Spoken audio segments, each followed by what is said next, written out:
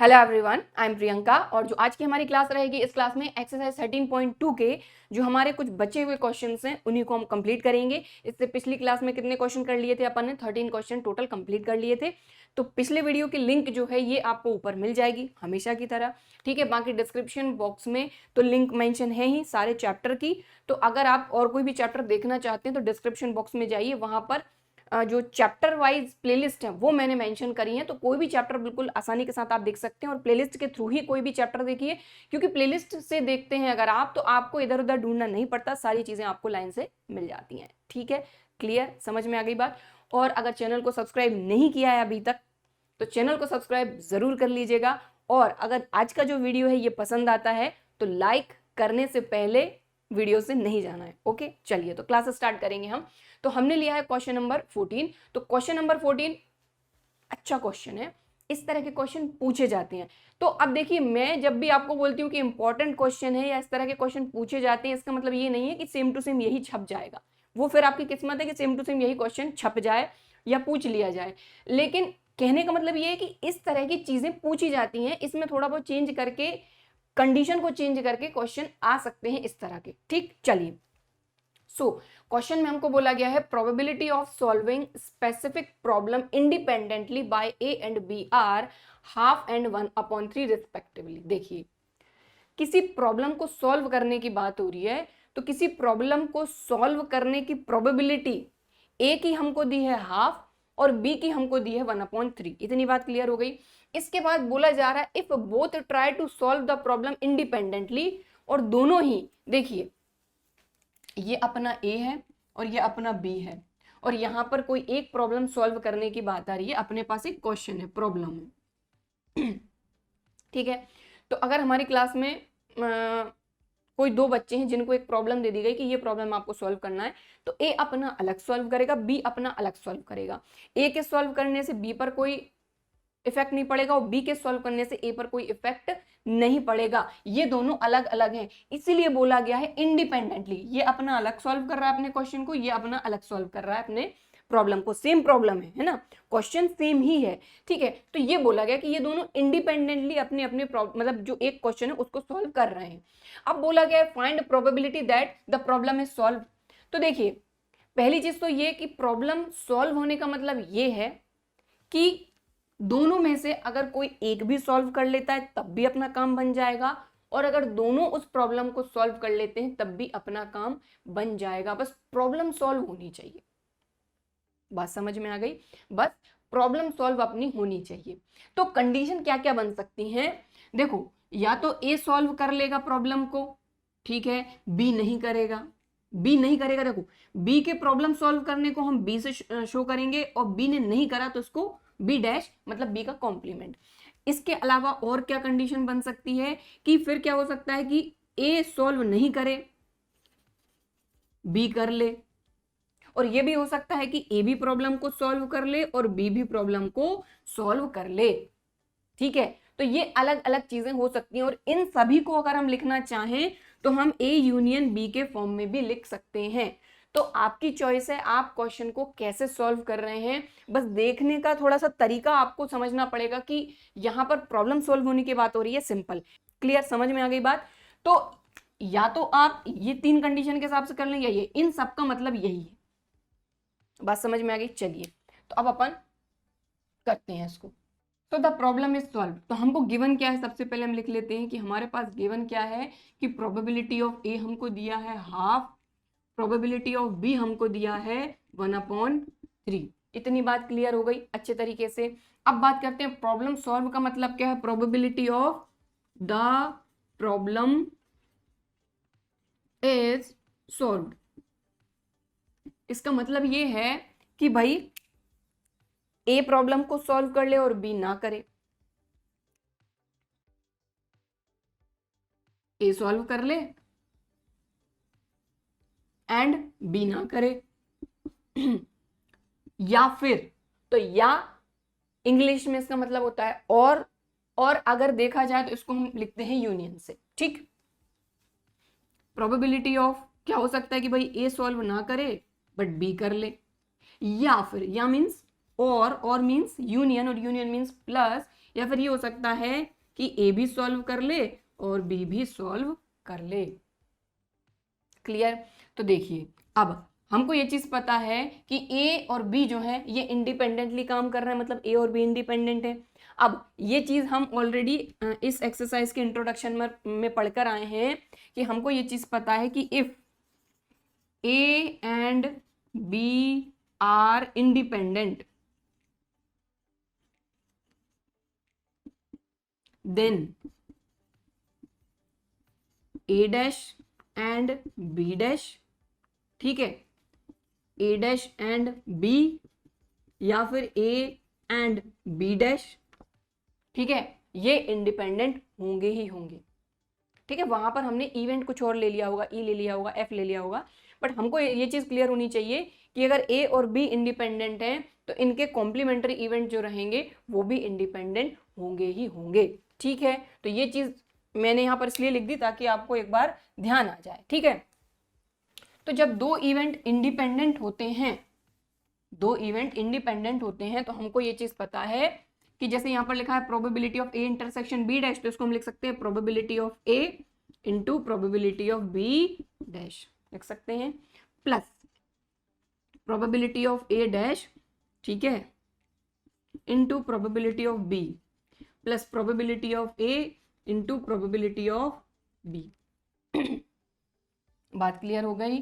ठीक है, अब प्रोबेबिलिटी ऑफ ए हमारे पास है, बस बी डैश की प्रोबेबिलिटी नहीं है, लेकिन हमको ये चीज पता है कि भाई कोई भी इवेंट है उसकी प्रोबेबिलिटी और उसके कॉम्प्लीमेंट्री इवेंट की प्रोबेबिलिटी 1 होती है, तो अगर प्रोबेबिलिटी ऑफ बी डैश चाहिए तो हम 1 माइनस प्रोबेबिलिटी ऑफ बी कर देंगे तो हमारा काम बन जाएगा। सेम ए डैश के लिए होगा। ठीक, तो चलिए कर लेते हैं। तो यहाँ पर प्रोबेबिलिटी ऑफ ए, इसकी वैल्यू तो रख ही देते हैं अपन, है ना। तो प्रोबेबिलिटी ऑफ ए अपने पास कितनी है, हाफ है, इनटू यहाँ ब्रैकेट लगाइए 1 माइनस प्रोबेबिलिटी ऑफ बी, तभी तो बी डैश की प्रोबेबिलिटी मिलेगी, plus probability of A dash चाहिए अपने को, तो ए डैश के लिए अपन क्या करेंगे, यहाँ पर 1 माइनस प्रोबेबिलिटी ऑफ ए कर दो तो आपको प्रोबेबिलिटी ऑफ ए डैश मिल जाएगी। इसके मल्टीप्लाई में प्रोबेबिलिटी ऑफ बी, इतनी ए कितनी है अपनी 1/3 प्लस प्रोबेबिलिटी ऑफ ए और बी, तो ये है 1/2 इंटू 1/3। तो भाई सबसे पहले अपने को मल्टीप्लाई करना है, फिर बाद में सबसे लास्ट में अपने को सभी को प्लस करना है। खैर ये चीज तो आपको पता ही है।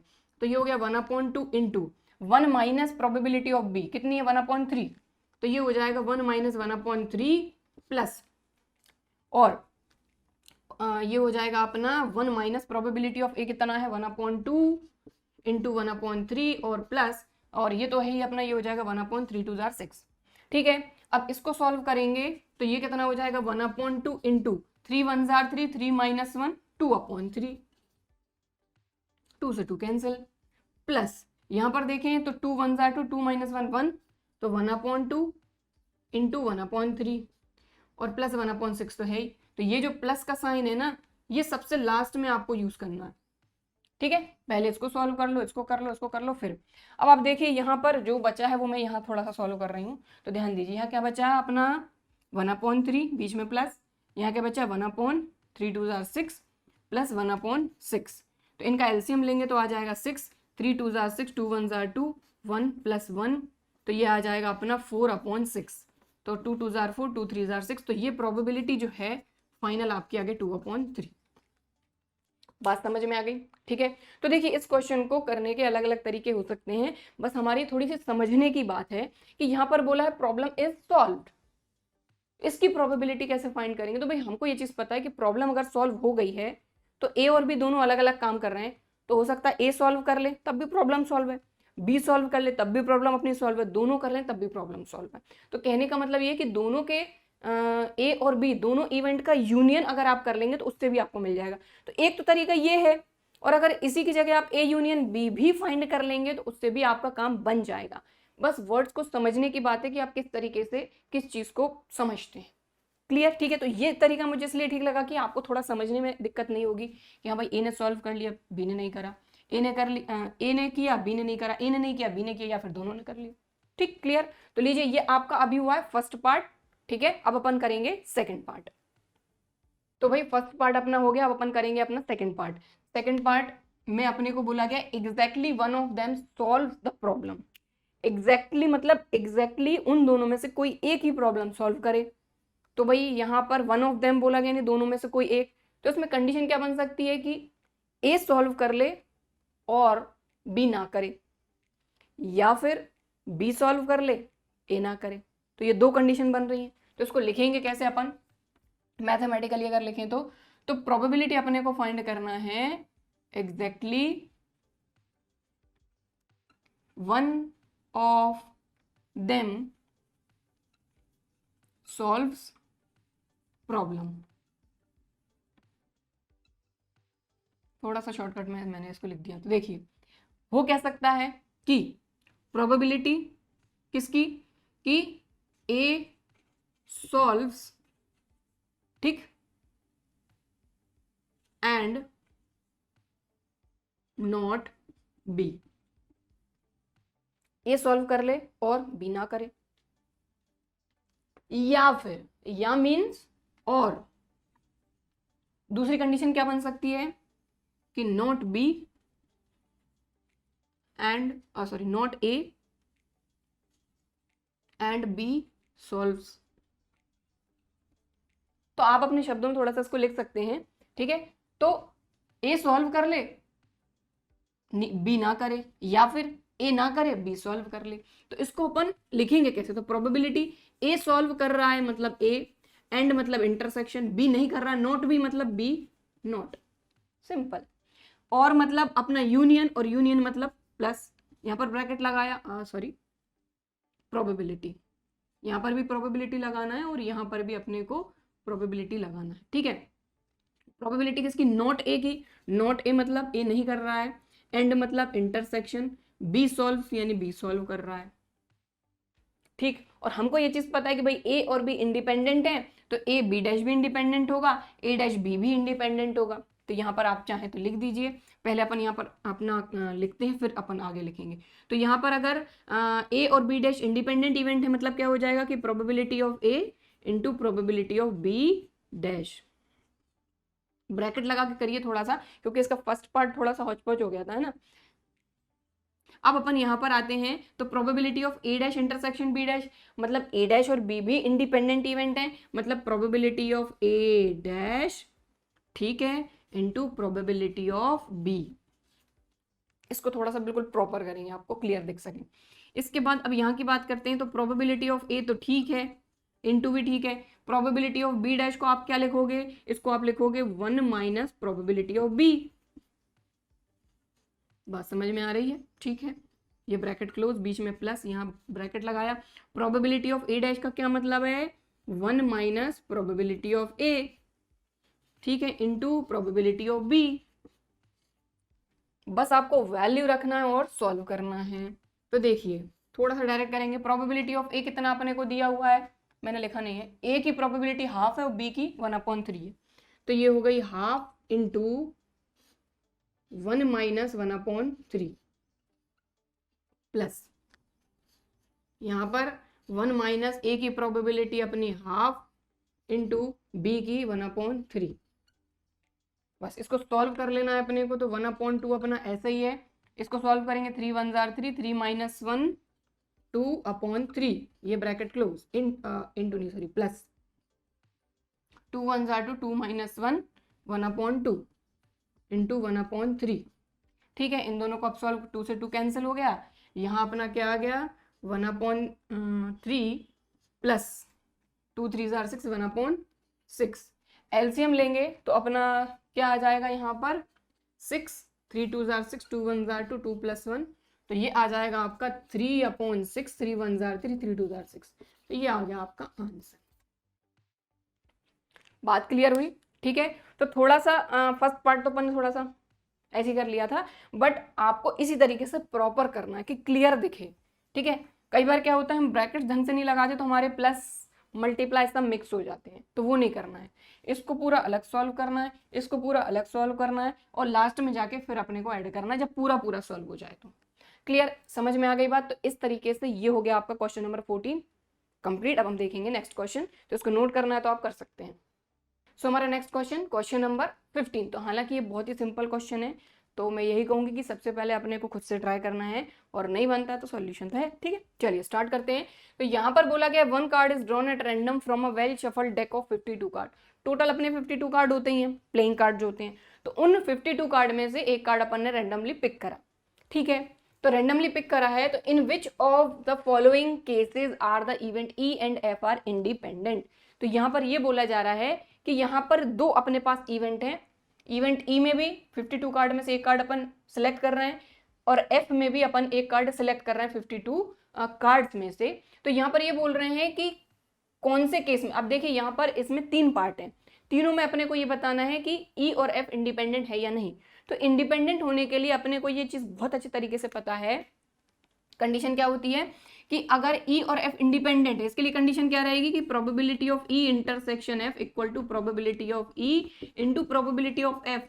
अगर ये कंडीशन सेटिस्फाई हो जाती है, यानी एलएचएस और आरएचएस इक्वल आ जाते हैं, मतलब अपने दोनों इवेंट इंडिपेंडेंट हैं। तो यही हमको बताना है कि ये दोनों इवेंट इंडिपेंडेंट है या नहीं, ठीक है। चलिए तो करते हैं यहाँ पर अपन इसको सॉल्व। तो यहाँ पर सबसे पहले तो अपन ये देखें कि अपने को ये चीज बहुत अच्छे तरीके से पता है कि टोटल अपने प्लेइंग कार्ड में टोटल 52 कार्ड होते हैं। कहने का मतलब ये हुआ कि जो भी अपना सैंपल स्पेस रहेगा उसमें number of total possible outcome 52 रहेंगे। अब ई की बात करते हैं, तो ई के अंदर कितने नंबर ऑफ एलिमेंट रहेंगे। The card drawn is a spade. 52 card में से अगर हम एक कार्ड निकालते हैं, ठीक है, तो वो होना चाहिए इज अ स्पेड। तो भाई स्पेड कितने होते हैं, अपने को ये चीज बहुत अच्छे तरीके से पता है कि 13 स्पेड होते हैं अपने, है ना। तो बस यही नॉलेज अपने को पता होना चाहिए, कार्ड में कितने स्पेड हैं, कितने एस हैं, कितने किंग हैं, कितने क्वीन हैं, कितने हार्ट हैं। तो ये सारी चीजें अपने को पता होनी चाहिए। तो जो स्पेड होते हैं ना वो होते हैं अपने 13। इसके बाद एफ की बात करते हैं कि number of element in F, F के अंदर कितने एलिमेंट हैं। The card drawn is an S. तो एस कितने होते हैं अपने टोटल 52 कार्ड में 4 कार्ड होते हैं जो अपने एस होते हैं। अब अपन क्या करेंगे, अपने को कंडीशन पता है कि अगर ई और एफ इंडिपेंडेंट होने हैं या नहीं है, उसकी कंडीशन अभी अपन ने देखी। तो उसके लिए अपने को फाइंड करना पड़ेगा, इसमें इंटरसेक्शन और फाइंड करना पड़ेगा। तो यहाँ पर अपन फाइंड कर लेते हैं, कहाँ फाइंड करें, यहाँ करते हैं, देखो ई इंटरसेक्शन एफ यहीं कहीं कर लेते हैं। तो ई इंटरसेक्शन एफ का मतलब ई और एफ का दोनों का कॉमन कार्ड जिसमें एस भी रहे और स्पेड भी रहे, तो वो रहेगा आपका कार्ड एस ऑफ स्पेड।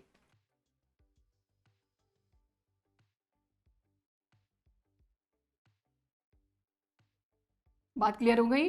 तो number of element in E intersection F, तो अपने को बहुत अच्छे तरीके से पता है कि पहली बात तो स्पेड के 4 ही आपके कार्ड होते हैं, उनमें से एक कार्ड होता है जो होता है एस ऑफ स्पेड। तो ई इंटरसेक्शन एफ में नंबर ऑफ एलिमेंट हो गया 1।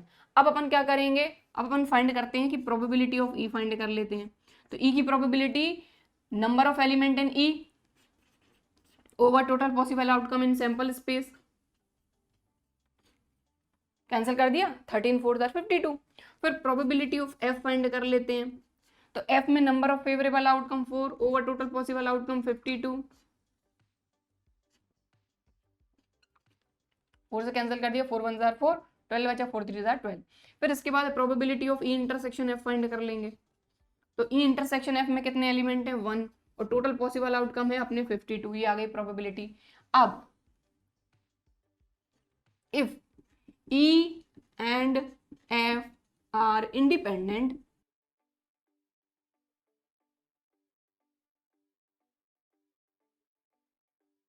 then probability of E intersection F equal to probability of E into probability of F, ये इक्वल आना चाहिए।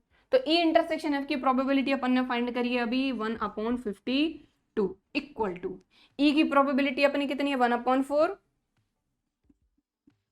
इंटू एफ की प्रोबेबिलिटी है 1/13।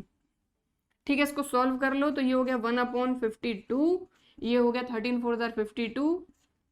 लीजिए, तो आप खुद देख पा रहे हैं कि यहाँ पर LHS और RHS इक्वल है। इसका क्या मतलब हुआ कि अपने ये दोनों जो इवेंट हैं, फर्स्ट पार्ट के जो इवेंट हैं E और F, ये इंडिपेंडेंट हैं।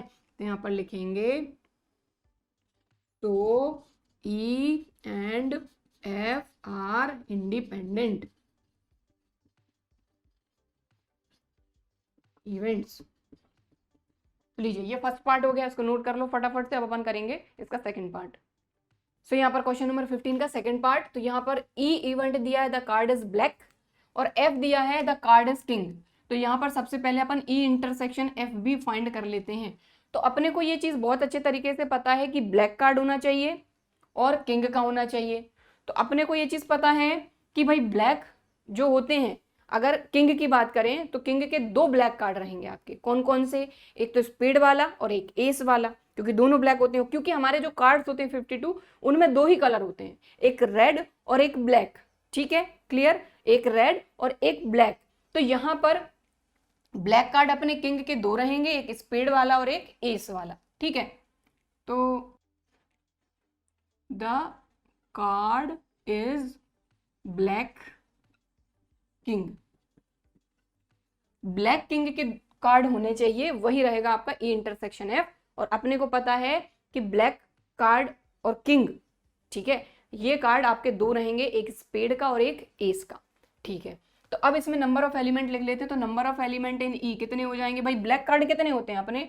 हाफ होते हैं, 26, आधे ब्लैक होते हैं, आधे रेड होते हैं। इसके बाद किंग की बात करें, द कार्ड इज किंग, तो किंग के कार्ड कितने होते हैं अपने? 4 होते हैं। तो number of element in F ये हो गए 4। ठीक है, clear? The card is black king, तो ये अपने को अभी अपन ने समझ लिया कि ई इंटरसेक्शन एफ में 2 कार्ड रहेंगे। ठीक है, क्लियर? अब चलिए प्रोबेबिलिटी फाइंड करते हैं। तो सबसे पहले प्रोबेबिलिटी ऑफ ई फाइंड करेंगे।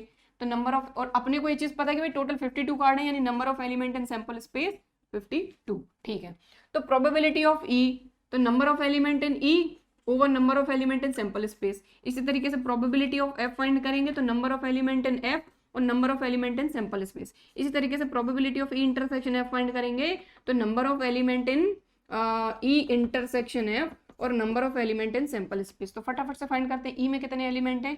26, टोटल है 52, तो ये हो जाएगा 1/2। एफ में कितने एलिमेंट हैं? 4 हैं, ओवर 52, तो ये हो जाएगा 1/13। इसके बाद ई इंटरसेक्शन एफ में अपने 2 कार्ड हैं और टोटल है 52, तो ये हो जाएगा 2 2 जार 4, 2 6 जार 12, तो 1/26। ये प्रोबेबिलिटी आ गई। अब अपने को ये शो कर, ये बताना है कि ये इंडिपेंडेंट है या नहीं ई और एफ। उसके लिए कंडीशन अपनी क्या है? तो वो आपको पूरा लिखना है कि if E and F are independent then, तो कंडीशन क्या होनी चाहिए? यहाँ पर सिर्फ मैं कंडीशन लिख देती हूँ। ठीक है, आपको इस तरीके से नहीं लिखना, फर्स्ट पार्ट जैसे किया वैसे ही करना है।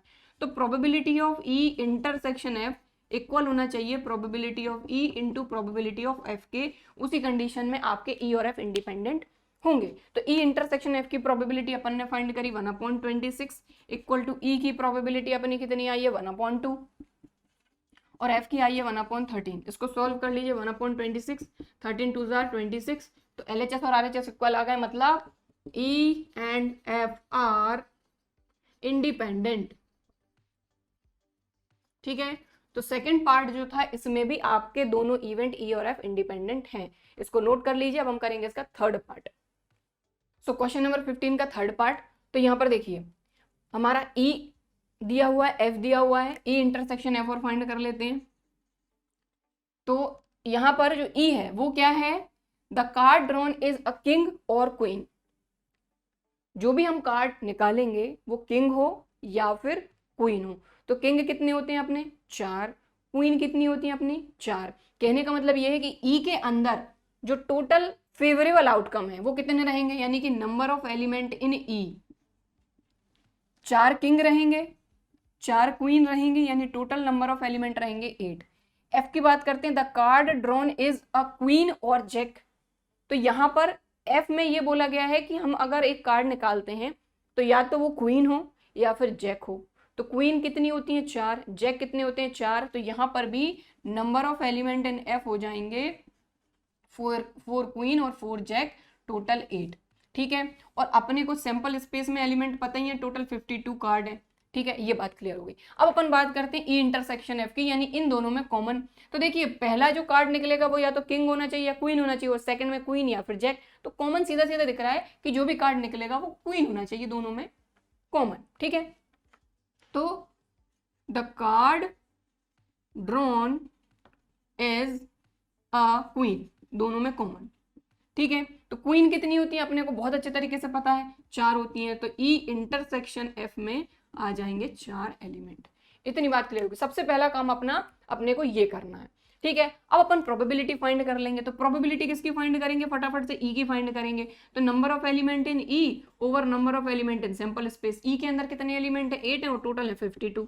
ठीक है, इसके बाद प्रोबेबिलिटी ऑफ एफ फाइंड कर लेते हैं। तो एफ की probability number of element in F यानी favourable outcome over total possible outcome यानी सैंपल स्पेस। एफ में कितने हैं, वही 8/52। अब बात करते हैं ई इंटरसेक्शन एफ की प्रोबेबिलिटी की बात। तो probability of E intersection F, तो ई इंटरसेक्शन एफ में कितने एलिमेंट है, 4 ओवर टोटल पॉसिबल आउटकम यानी 52।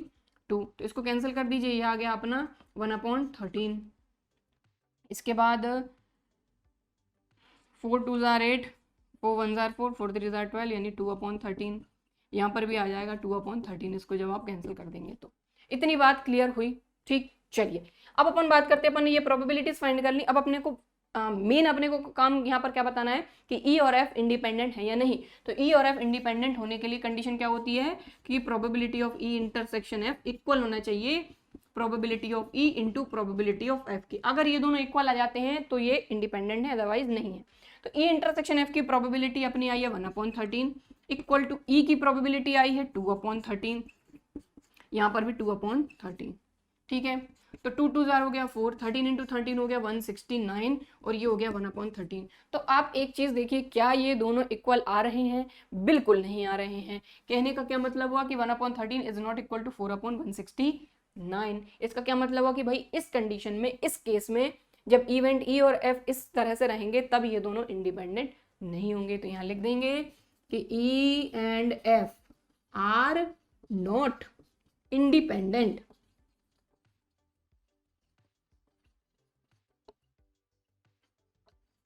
दैट्स इट, ठीक है। तो लीजिए, इसके साथ ही अपना क्वेश्चन नंबर 15 हो गया है कंप्लीट। इसको नोट करना है तो वीडियो को पॉज करके आप नोट कर सकते हैं। अब हम देखेंगे नेक्स्ट क्वेश्चन। तो नेक्स्ट क्वेश्चन है हमारा क्वेश्चन नंबर 16। तो क्वेश्चन नंबर 16 में क्या बोला जा रहा है, in a hostel 60% of the students read Hindi newspaper, 40% read English newspaper and 20% read both Hindi and English newspaper.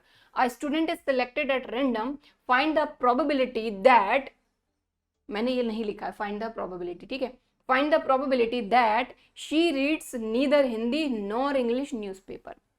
तो सबसे पहले देखिए हमको क्या गिवन है कि प्रोबेबिलिटी किसकी गिवन है, हिंदी पढ़ने वालों की। तो 60% पढ़ रहे हैं तो प्रोबेबिलिटी कैसे फाइंड करेंगे, 60/100, तो 0 से 0 गया, 2 3 जार 6, 2 5 जार 10। क्लियर, ठीक है। अब इसके बाद इंग्लिश की बात करते हैं। हिंदी पढ़ने वाले और इंग्लिश न्यूज़पेपर पढ़ने वाले कितने हैं, 40% यानी 40/100, 0 से 0 गया, 2 2 जार 4, 2 5 जार 10।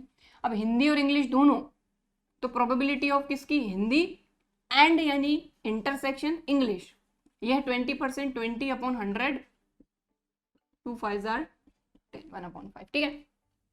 चाहे तो डेसिमल में भी आप लिख सकते हैं, कोई दिक्कत नहीं है। अब बात करते हैं अपन फर्स्ट वाले की। फर्स्ट वाले में बोला गया प्रोबेबिलिटी अपने को फाइंड करना है that she reads neither Hindi. तो देखो हिंदी पढ़ने वाले को अपन एच से शो कर रहे हैं, तो हिंदी ना पढ़ने वालों को एच डैश से शो करेंगे। समझ में आ रही ना बात क्लियरली, हिंदी और ना ही वो इंग्लिश पढ़ती है, इंग्लिश न्यूज़पेपर पढ़ रही है, ठीक है। अब यहाँ पर आपका डी मॉर्गन्स लॉ पहले भी हम कर चुके हैं, वो लग जाएगा। इसको हम लिख सकते हैं प्रोबेबिलिटी ऑफ एच यूनियन ई का होल कॉम्प्लीमेंट।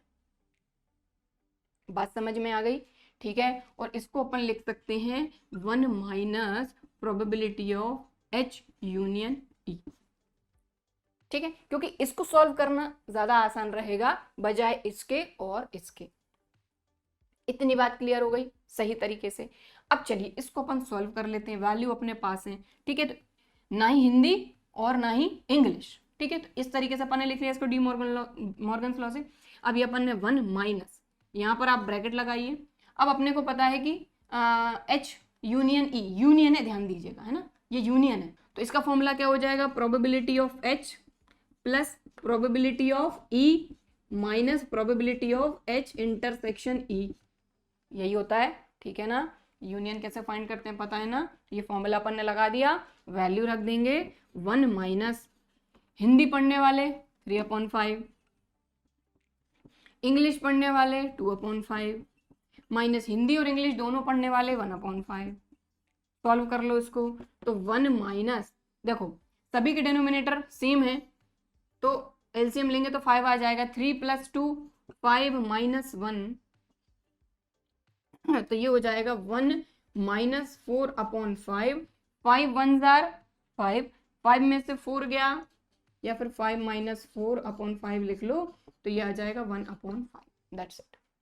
बात क्लियर हो गई? ठीक है, तो ये आपका हुआ है अभी फर्स्ट पार्ट ए। इसको नोट कर लीजिए आप वीडियो को पॉज करके। तो क्वेश्चन नंबर 16 का अपना बी पार्ट, यहां पर देखिए, ये तो अपन ने पहले से लिखा रखा है, फर्स्ट पार्ट में भी अपन ने लिखा था। तो यहां पर बी पार्ट में क्या बोला जा रहा है, if she reads Hindi newspaper. यहां पर हॉस्टल में स्टूडेंट्स हैं जिसमें से 60% हिंदी न्यूज़पेपर पढ़ रहे हैं, 40% इंग्लिश, और 20% हिंदी और इंग्लिश दोनों न्यूज़पेपर पढ़ते हैं। तो अगर इनमें से हम रैंडमली किसी एक स्टूडेंट को सिलेक्ट करते हैं, तो अगर वो स्टूडेंट हिंदी न्यूज़पेपर पढ़ रहा है या पढ़ रही है, फाइंड द, अच्छा शी बोला गया, हाँ, तो अगर वो हिंदी न्यूज़पेपर पढ़ रही है तो हमको प्रोबेबिलिटी फाइंड करना है इंग्लिश न्यूज़पेपर पढ़ने की। यानी हमको प्रोबेबिलिटी फाइंड करना है कि वो इंग्लिश न्यूज़पेपर पढ़ती है, लेकिन हमको ये चीज गिवन है कि वो हिंदी न्यूज़पेपर पढ़ रही है, हिंदी न्यूज़पेपर पढ़ती है, ये हमको बोला है, लेकिन हमको फाइंड करना है इंग्लिश न्यूज़पेपर पढ़ने की प्रोबेबिलिटी उसकी। ठीक है, तो भाई कंडीशनल प्रोबेबिलिटी है, तो प्रोबेबिलिटी ऑफ क्या हो जाएगा, E intersection H over probability of H, क्योंकि हिंदी न्यूज़पेपर पढ़ रही है ये हमको बोला है। अब इनकी वैल्यू आप रख दो, तो ई इंटरसेक्शन एफ की प्रोबेबिलिटी अपन सॉरी एच इंटरसेक्शन ई की प्रोबेबिलिटी अपने को कितनी है, हाँ एच इंटरसेक्शन ई है, E intersection H 1/5 upon Hindi newspaper पढ़ने की प्रोबेबिलिटी 3/5, 5 से 5 गया, ये आ गया 1/3। ओके, चलो इसकी बात करते हैं। यहां पर इसका उल्टा बोला गया है कि भाई वो जो है वो इंग्लिश न्यूज़पेपर पढ़ती है, हमको प्रोबेबिलिटी फाइंड करना है हिंदी न्यूज़पेपर पढ़ने की। ठीक, तो यहाँ पर भी वही है, कुछ नहीं है, probability of H intersection E upon probability of E, क्योंकि इंग्लिश न्यूज़पेपर पढ़ती है, तो ये हो जाएगा अपना 1/5, और इंग्लिश इंग्लिश इंग्लिश इंग्लिश 2/5, 5 से 5 गया, ये आ गया 1/2। ठीक है, क्लियर, समझ में आ गई बात? तो ये हो गया बी और ये हो गया सी। ठीक है, तो इसके साथ ही अपना क्वेश्चन नंबर 16 कंप्लीट हो गया है। इसको नोट कर लीजिए वीडियो को पॉज करके। अब हम देखेंगे नेक्स्ट क्वेश्चन। तो यहाँ पर हमारे जो दो लास्ट क्वेश्चन है, क्वेश्चन नंबर 17 और 18, इनमें हमको वही बताना है कि भाई करेक्ट ऑप्शन आप यहाँ पर सेलेक्ट करिए। तो यहाँ पर 17 क्वेश्चन अभी हमने लिया है। तो यहाँ पर क्या बोला जा रहा है, the probability of obtaining an even prime number on each die when a pair of dice is rolled. तो देखिए सीधी सी बात है, आपको ये चीज बहुत अच्छे तरीके से पता है कि जो इवन प्राइम नंबर होता है वो हमारा होता है 2। ठीक है, प्राइम नंबर लेकिन इवन, तो 2 एक ऐसा नंबर है जो हमारा इवन प्राइम नंबर है, पहली चीज। तो हमारा जो इवन प्राइम नंबर है वो क्या होता है, 2। अब ये कह रहे हैं यहां पर कि दो डाई को हम रोल कर रहे हैं, दो डाई को अगर रोल कर रहे हैं तो दोनों पर आपका इवन प्राइम नंबर आना चाहिए, मतलब यहां पर भी 2 आना चाहिए, यहां पर भी 2 आना चाहिए। तो कहने का मतलब ये है कि सीधी सी बात है कि जब हम दो डाई को रोल करते हैं तो जो हमारा number of sample space sorry number of element and sample space कितने हो जाते हैं, 36। जब दो डाई को आप रोल करोगे तो टोटल पॉसिबल आउटकम होते हैं 36। ठीक है, और यहां पर बोला जा रहा है कि प्रोबेबिलिटी किसकी, getting an even prime number on each die.